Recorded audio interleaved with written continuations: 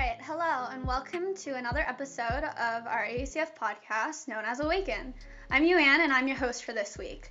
So throughout the next few weeks, we're going to continue introducing you to the different members of our community so that you can get to know your fellow AACFers. We don't all have the time to have individual conversations with everybody in our fellowship, but we hope that this gives you a glimpse into the lives of your fellow brothers and sisters and showcases the members that God has placed into our wonderfully diverse community. As this week's guests, we are welcoming a couple of our core members and worship team members. Please welcome Steph and George. Hello. Hello. How are you guys? Pretty good. I'm okay. All right. Well, welcome to our podcast. How do you guys feel? Nervous. This is I'm actually really nervous. Okay. Oh, hang on. We haven't prepped It's this. okay. It's okay. Yeah. It is all good. This is a fun time. We're here to have a conversation. Yeah. So, what have you guys been up to during quarantine? I'm still a student, not contrary to anything.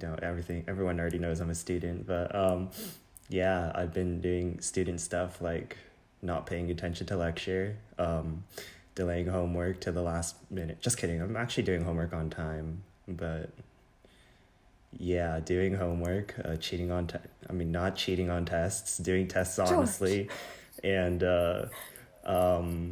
trying to find ways to not be bored. Nice. Steph, what have you been doing during this quarantine?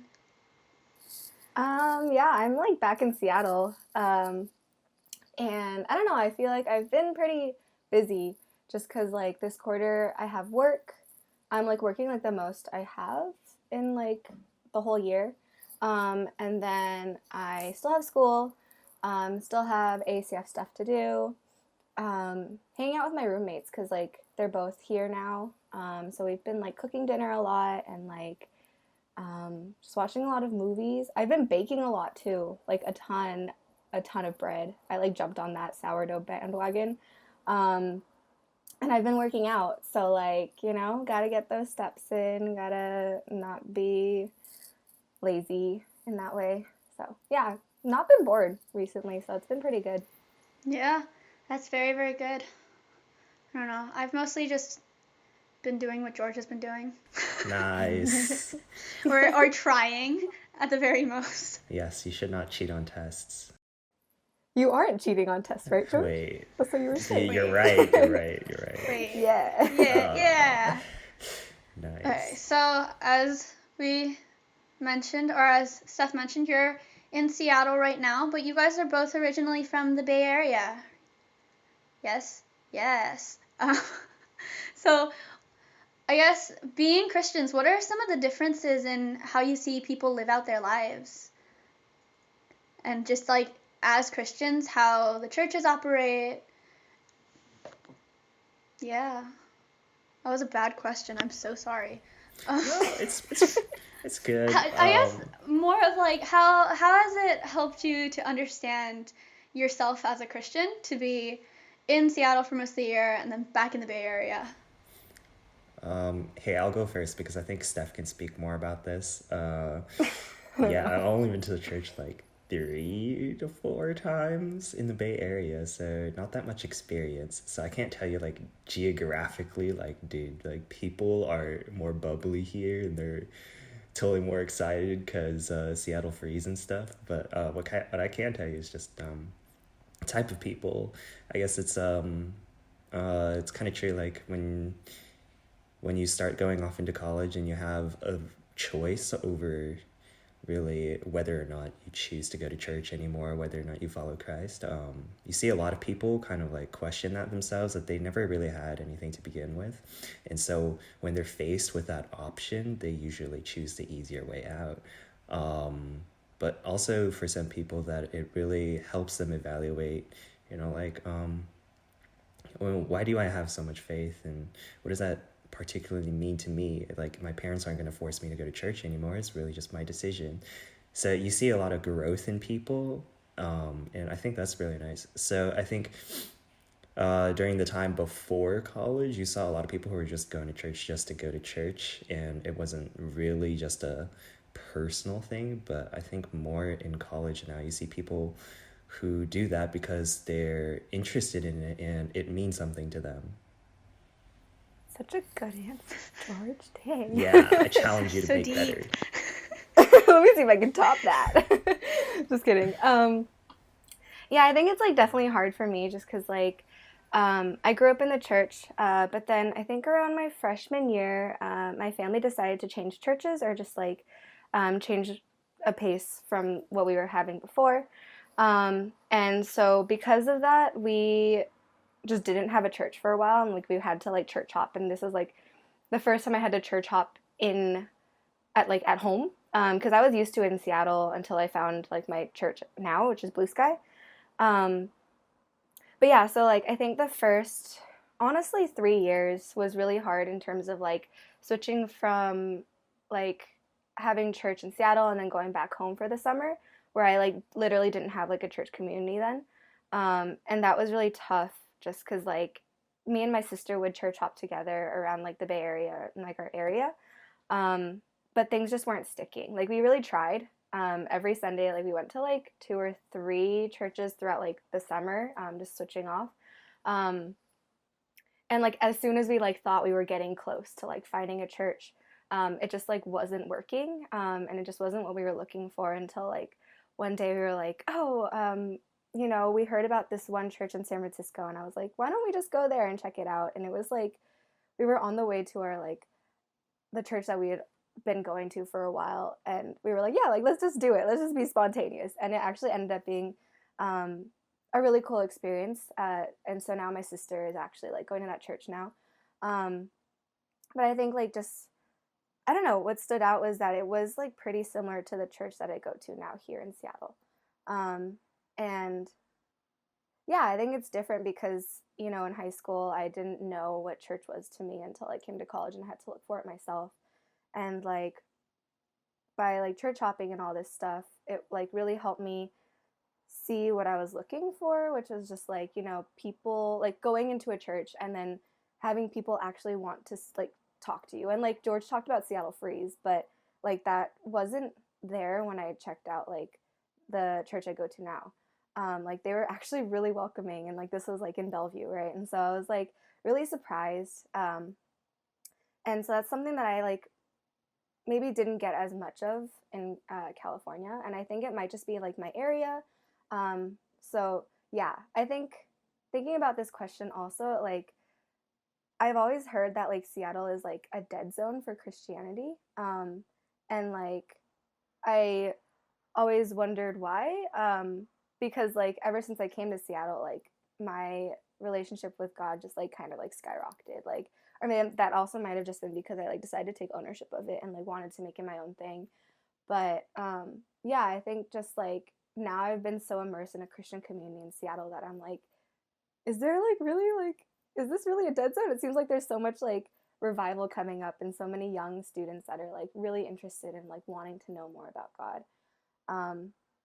So I think, yeah, sorry, this is a really long answer. No, it's okay. But yeah, I think like I don't know if there's like too much of a difference in terms of like Bay Area and Seattle. I think it was more of just like where I was at in my like spiritual journey of like if I was ready to make it my own thing and actually search for these things, because like I'm sure if I were to search for it in the Bay Area, like I would find it. It would just take time, which is like it took me like a whole quarter and a half to like really commit to a church in Seattle too. So yeah. Yeah, I think that makes a lot of sense. I mean, having come from the Bay Area up to Seattle myself, seeing that, I think it really is about where people are in their spiritual journey. Well, on the subject of churches and Christian life, how do you think quarantine has been affecting your lives, guys? Hey, you can like go to church any time of the week. So,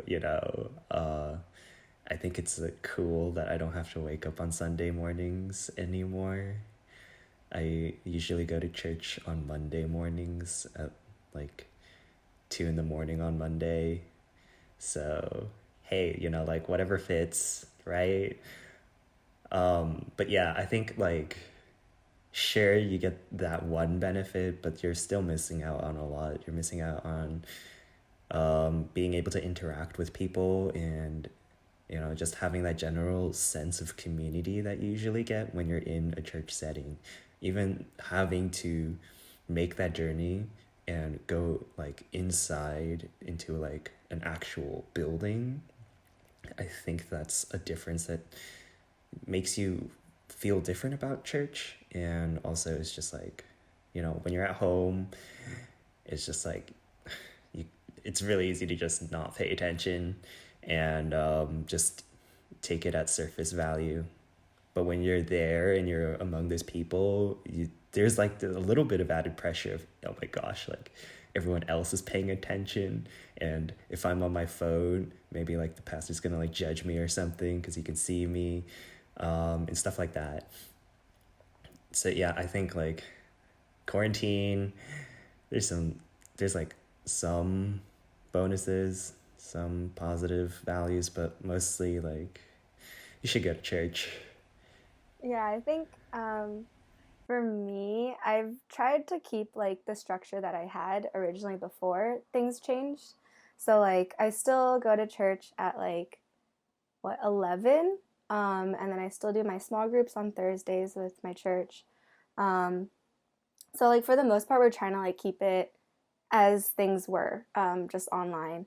So I think that's been really helpful in just keeping with like myself, keeping it accountable of just like continuing life like it was, and like like quarantine's got nothing on me, like we're fine. Um, but yeah, like George said, like definitely missing the physical aspect of it. Like I really miss being able to like attend like worship and like sing with like the whole community, right? And it's just like we can do it online, and we've like tried with my small group, like on Sundays we'll like try to like do some worship in the morning right before the sermon, but it just like there's just still something missing there, because it's like in the end it's me in my room, and singing. um, so yeah, I think like that's definitely like what I miss the most about just like not having the ability to meet in person with people. um, but yeah, I think it's also like really like made me have more discipline in keeping this schedule as well. uh, just because like if I don't know, I think it also helps just because I have a small group that really wants to like be together during this time and like hold each other accountable, and so like that really like makes me stick to that schedule because I'm like, okay, they're going, I need to go, and yeah, to be able to like share that with each other is really nice too. We're gonna switch gears a little bit, get a little less serious. um, so, Steph, you mentioned that you've been cooking a lot right now. You mentioned also, like, we know that cooking is a very valuable thing for you. Mm-hmm. Yeah, and so what kind of value do you see in cooking?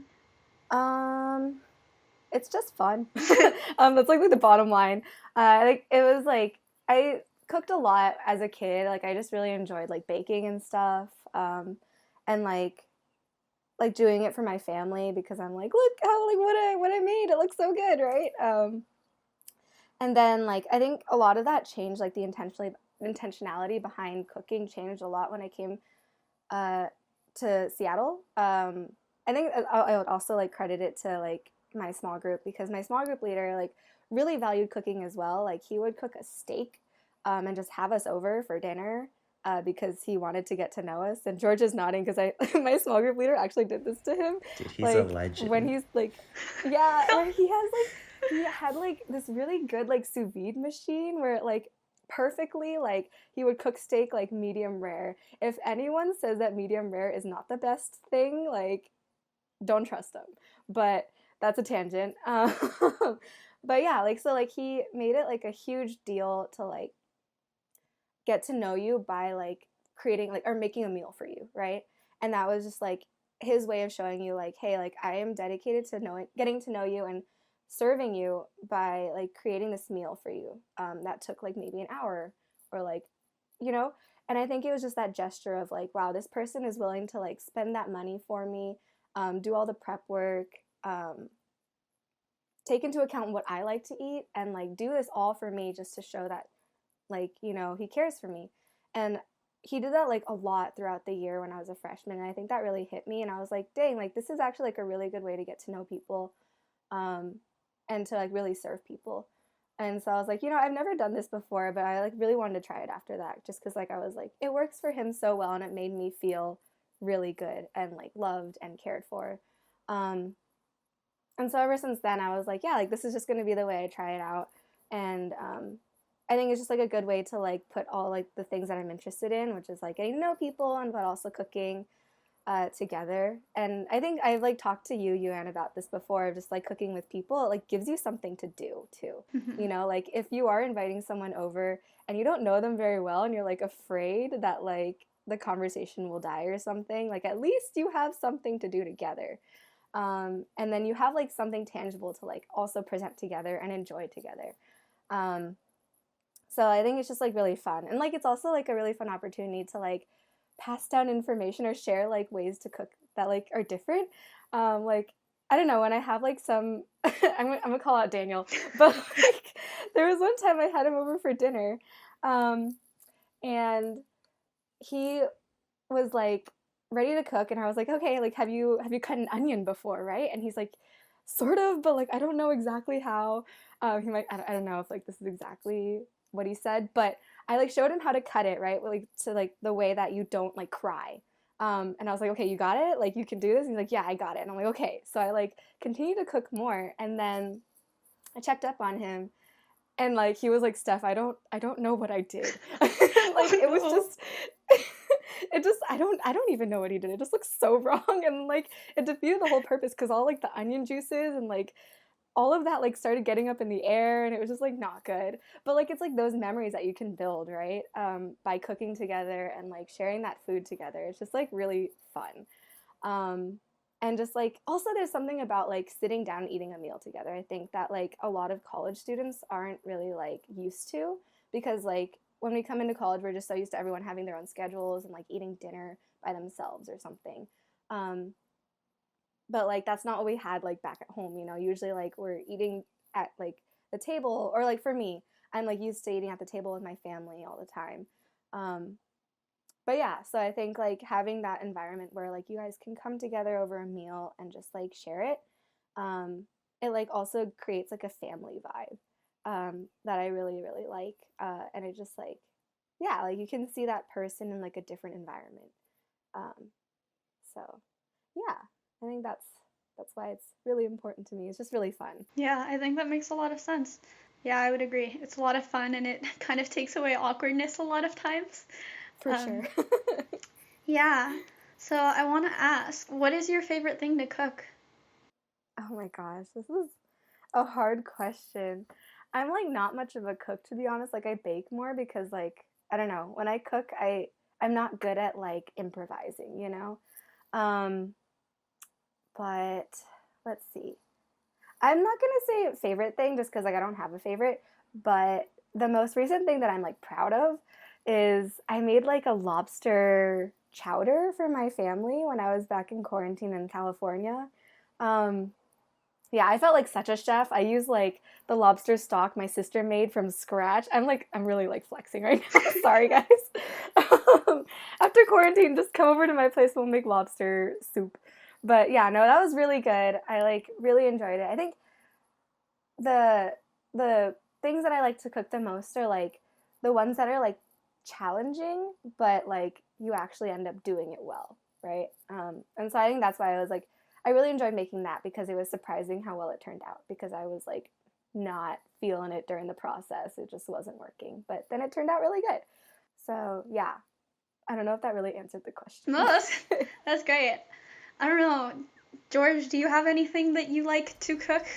I don't know if you cook much, but Yeah, you know, usually I just go over to Steph and she cooks for me or something, or I try to help, but it doesn't turn out well. So, you know, well, nice. I don't really cook, and it's not because I don't like cooking. I watch a lot of cooking shows and I want to learn to cook, but I just never get the motivation to cook. And so I took nutrition because I was like, I want to take the cooking course because that'll force me to cook. But yeah, not gonna get to do that anymore. So I decided, like, hey, it's quarantine, I'm home. What I'm gonna do is I'm gonna wake up every morning and cook an egg in a different style, because there's a lot of ways you could cook an egg. And I was like, I'm just gonna roll a dice and pick one, and this is gonna be really cool. And I never wake up for that, so that never happened. You could just do it halfway through the day.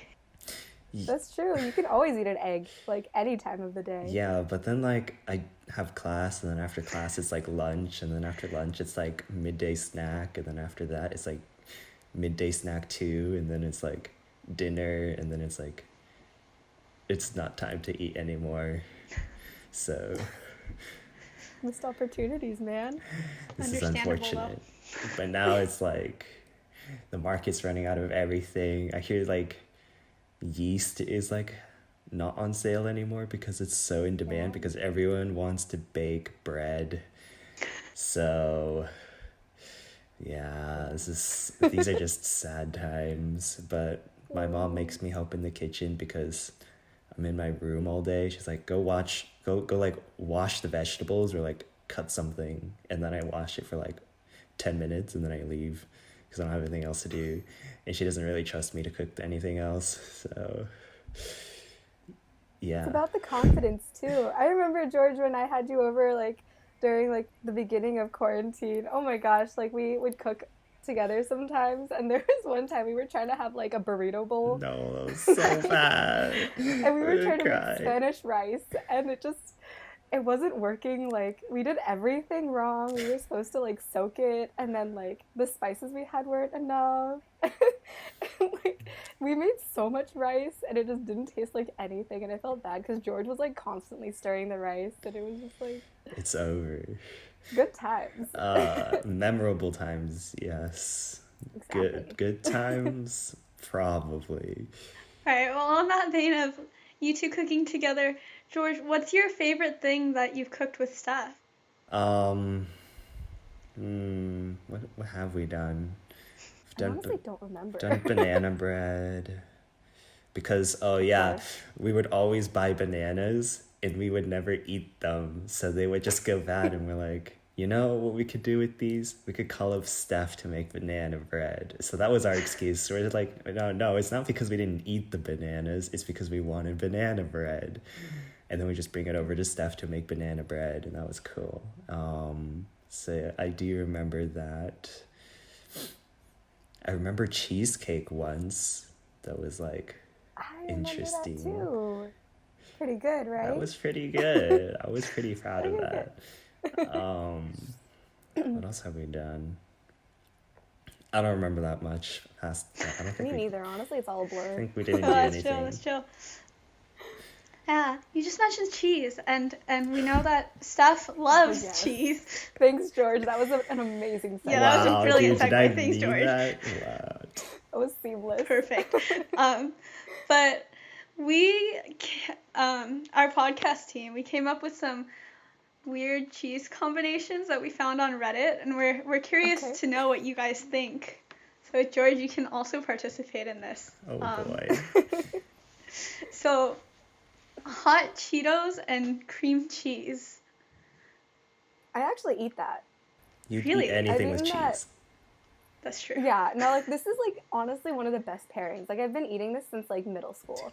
Because, like, I'm not good with spicy, and the cream cheese is, like, creamy and cold, so it, like, balances out, and it adds, like, a nice flavor, you know? So I'm, like, not opposed to that at all. I don't know. Like, I think love it. cream cheese is so weird. Like, you put it on everything that you don't expect to have cheese, and you're like, voila, dude, it works. And then I'm like, It does no, it's work. not. No, it doesn't. You It's don't just think like, so? it's just like, why is there cheese here? Just not belong It's like, here. I honestly, what kind of cheese is it? Like, it's not like your traditional It's kind cream either, you know? cheese. Wow. Well, it's like cream cheese and salmon, or like cream cheese on like sushi, or like, I don't know, man. It's Yeah, just honestly, weird. that's like Yeah, chefs say that, like, cheese and, like, fish or, like, seafood in general shouldn't be, like, a pair. But, like, I guess cream cheese really just, like, breaks that barrier, It's you evil, know? dude. Oh my gosh. So are you not a fan of the hot Cheeto and cream cheese thing then, George? No. No. Okay. Don't shut it down if you haven't tried it, Okay, yeah, but like there's some things that are better left not tried.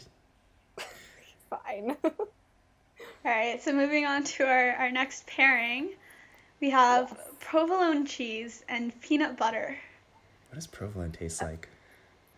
Not good. Honestly, provolone is like a low tier cheese for me. That's true, that's true. Okay. Yeah, it ranks the same as Swiss for me. Just because, like, they don't have much flavor. That's true. Yeah, I think you just put it to put it. know. But peanut butter is pretty good. Separately, okay. Yeah, but I don't know about together. I've never heard of that before. Yeah. Yeah. All right, then we can move on to our next pairing, which is banana bread and cheese.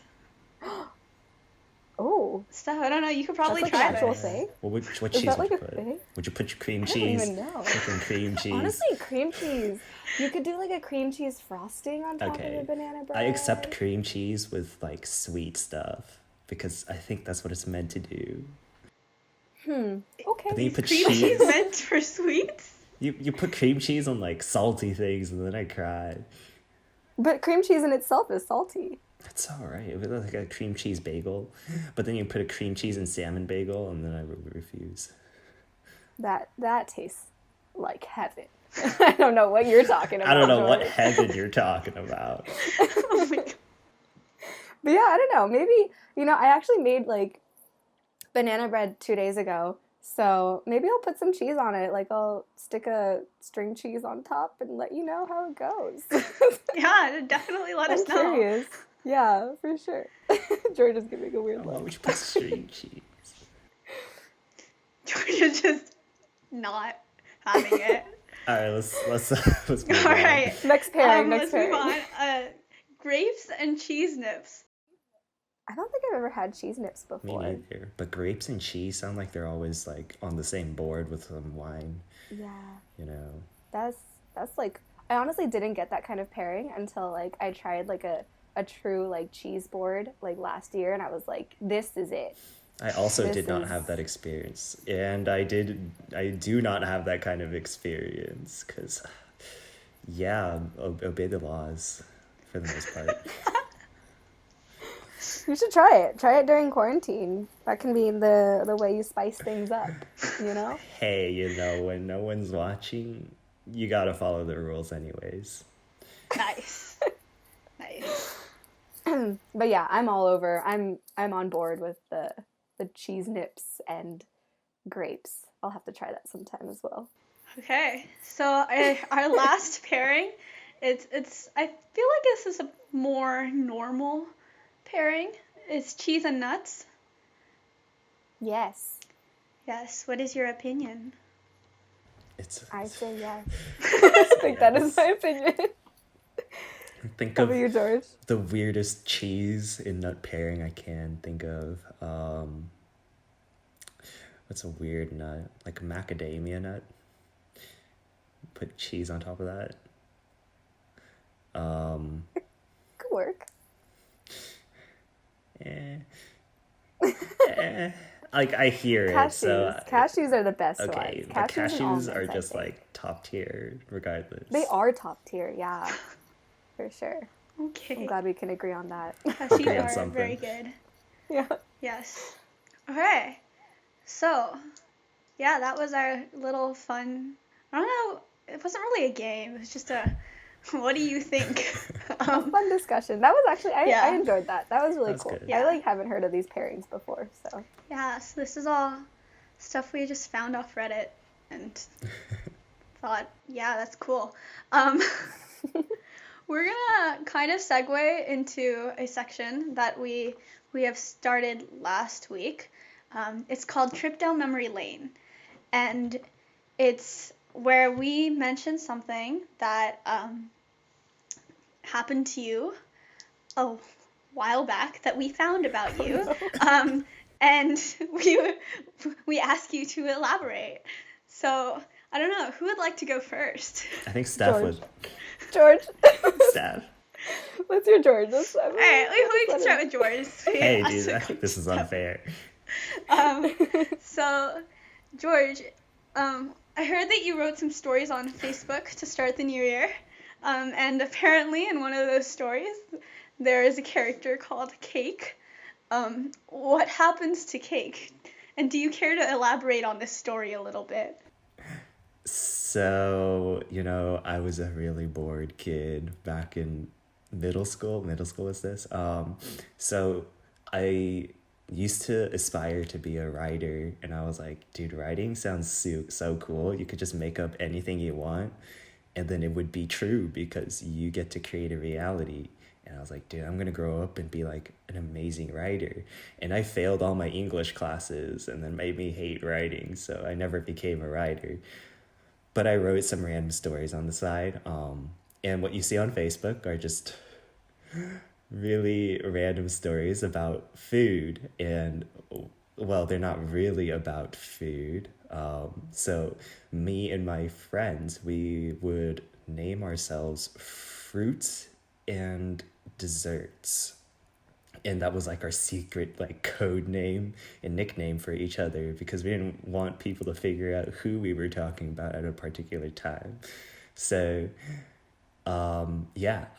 let's see, we have like, today we have like a kiwi, an apple, a donut, a cake, a banana, a durian, and a couple others that I can't think of at the moment.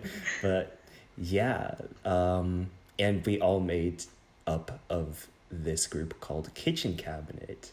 And it's really cool because the name kind of applies. It's like a kitchen full of food, but it's also like a group of advisory people. And what it means is that, like, like we're a group of really tight-knit friends, and we give each other advice and we support each other. So we're like a kitchen cabinet in that type. And we also are all named after foods, so we also fit in that type. So if you don't know already, my nickname is Cake, mainly because cake is my favorite type of food. And what you see in those stories are actually just kind of renditions, elaborations, and like alternative ways of talking about stuff that was going on at school, stuff that was going on in life. And it was just made up into a story, so it would have like a sort of fairy tale aspect to it. It wouldn't be that real, so we could kind of laugh about it, but also it's kind of true, but it wouldn't be awkward because we wouldn't be actually talking about it. So what does happen to Cake? I think I went back to review once you put this on there, and there's like 2 stories on Facebook or something, and in one of them, I think Cake disappears or something, and then the other story, he comes back and he's all like messed up, and like it's like he's been through a lot, and he's got like a light left, like one candle left burning, and then he shows up and all his friends are happy that he's returned finally, but then the candle goes out, and then the world goes dark, and yeah, that's all that happens. So basically, I think it was more just to talk about, because I had just moved to a different city, and so with that I had to deal with a lot of new circumstances, realizing that I wasn't going to be going to the same school as a lot of my friends, and thinking that maybe I have to say goodbye to a lot of them and start something new. So I think this story was a lot of talking about the struggles of, having to start anew, having to leave behind everything that means so much to you, and how difficult that is. And sometimes we can like meet up again, and sometimes we don't, and even if you do meet up again, it's not the same. We all go through different experiences, and we relate to different things, and that's just what the story is about. Oh my gosh, that's so much deeper than I thought it would be. I loved that. That was so good. That was oh my great. gosh, George, maybe you should be a writer. Yeah, you totally could be a writer, George. Nah, I've gone past that. Yeah, like English was really rough because, I decided to start writing when I was like 6 or something, and I wrote this sick story about dinosaurs, and it was like the coolest thing ever, except all the uvs were spelled UV because I didn't know how to spell of. And when you think about it, it's like of is like kind of like UV, like OF, like what the heck? Like doesn't make any sense at all. Okay. So that was sick. That was like an 11-page story, single spaced. That was astonishing as a 6-year-old kid. But yeah, it like writing was like you should be able to make up your own writing, and it should go the way you want it to do. And that was not what they told you at school. They told you like you got to follow a structure, and you had to talk about a certain thing, and if you failed one of those, you failed the class. And I hated that. Like I wanted to do my own thing. I was like, are you kidding me? Like I'm the one writing the paper. I get to say what I want to say. And then the teacher were like, yeah, but that's not what we're looking for. Sorry, you failed. And I was like, great. Well, I'm going to go do like something else that makes more sense, that people can agree on. And it's like, and that's kind of where I found computer science, because like you can reason your way through everything, and it has to make sense. Like you can't just argue and everyone can have different opinions and then you just sit there and like, well, we disagree with each other and that's just going to be that. Like you have to sort of make an agreement on something, because there is a right way, and it's all about figuring out what that right way is. You're just so deep. Yeah, that went whoa. Well, Just whoa. We're gonna switch to Steph's trip down memory lane now. I don't know if Steph's story is gonna be that deep. No, I promise you it won't be. I'm sure it will. Yeah, but Steph, all the pressure now to make it that deep. Oh my gosh. Can you tell us about the time that you broke 4 phones in 4 months? Oh my gosh. Okay, so there really isn't much to the story, but I remember it was like in high school. I don't remember maybe exactly, like was it freshman year or something like that? But for some reason, my family had like a bunch of like old phones that like I could just use and just be irresponsible with, I guess. But before I had all these like phones, I think because like my mom had like a work phone that they would give her, and they would always be smartphones and stuff. But I remember in high school I had like a really really good like the texting phones that like flip, not like they slide. It's like a sliding phone. I don't know if you guys are even aware of this, but yeah. So it was like a texting phone, and I was really really like into that, and I didn't want a smartphone. I was so like just adamant about keeping that. That like I just didn't want a smartphone at all. I was like, I don't need internet. I don't need any of that. I just want to text on my phone, and that's enough. But then I got to the point where like I slid the phone so much like up and down that it like broke in half. And like yeah, like I wasn't that aggressive. I think it was just like the wear and tear or something or whatever. But then my mom was like, hey, like we have all these like smartphones that you have that you can use, and we don't have to buy these phones anymore for you. And I'm like, okay. So I like took that phone, and I think like I just didn't care about the smartphones, so I was just like really irresponsible with them, and I like would like drop them, or like I would like accidentally like have them fall into a toilet, or like I remember there was this one time I was like in a pool, and then my phone was on like next to the pool and it got wet, or like oh no, it dropped into the pool, and then I like tried to fish it out, and then put it in like the rice, you know, like the people say that if you put it in dry rice, it's supposed to work, right? But it never has for me. So don't try it, guys. Like for future reference, it does not work. But yeah, so I think it was just a bunch of just dropping and like not caring about like what would happen to the phone, because we already had like another phone lined up that like I could use, and be irresponsible with again. So yeah, I was definitely different back then. I just didn't care about that stuff, I guess. But now I'm more responsible, you know, years of life have taught me that. So yeah, not really much deeper than breaking 4 phones in 4 months. Nice. Yeah. We're we're running out of time because yeah, which is really sad. But as my final question to you guys are both on core and on worship team in AACF.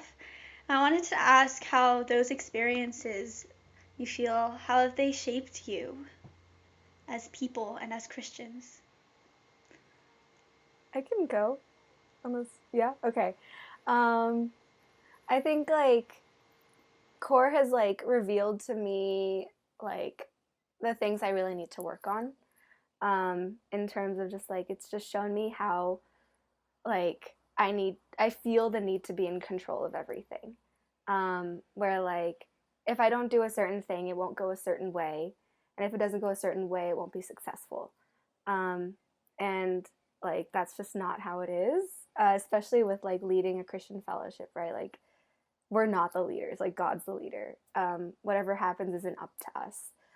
It's up to God. And so I think like I've really had to like learn about just like humbling myself and like realizing that, you know, the way that I think things should be done isn't like always that way. You know, I have to leave space for God to do stuff, and not control every single like second that happens.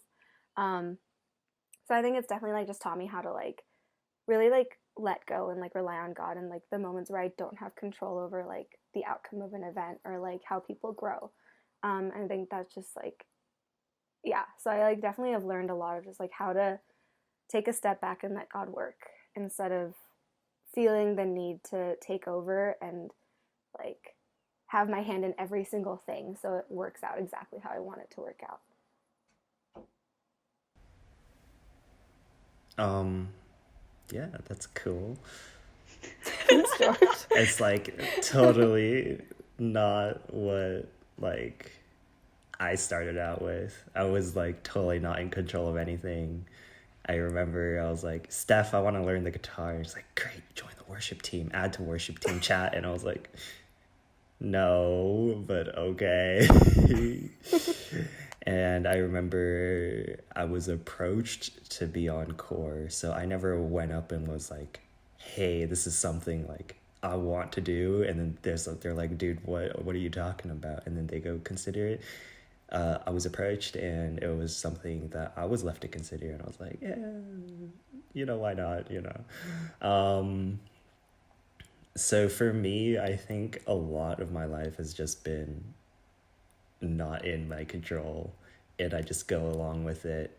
And I feel like what being on core and being on worship team has taught me is just like you get to have all these experiences as long as you're willing to take a chance.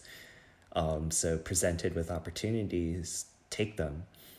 Don't be afraid of making mistakes. Don't be afraid of failing, because it's all really just shaping who you are and what you can do. And if you make mistakes, then you can learn from that, and then you can improve and you can become better. So those are the lessons that I learned, and you know, there's a great worship team waiting for all of you guys next year, and I'm so proud to just be a part of that. I remember like the first time I announced it, I was like, hey, you know, anyone who thinks that they could do worship better, come down, join worship team. And then we got a lot of people join worship team. I wonder how that happened.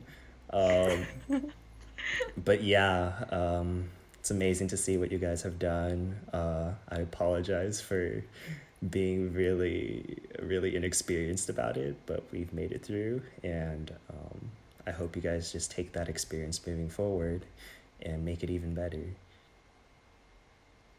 That was so nice. Yeah, it's very encouraging from both of you guys. Yeah, well, we are out of time. It's so sad, but thank you for joining me on Thank you for our inviting podcast. us. Yeah, thanks for inviting us. This was actually really fun. Yeah, it was a lot of fun. We went into a lot of very interesting topics, and I learned a lot about both of you guys. Yeah, so to all you listeners, thank you for also joining us on our podcast journey with Steph and George. Tune in next week for a podcast with a very special guest host. Yeah, we're going to have a guest host on our podcast and another senior as one of our guests. Yes, thank you for listening, guys.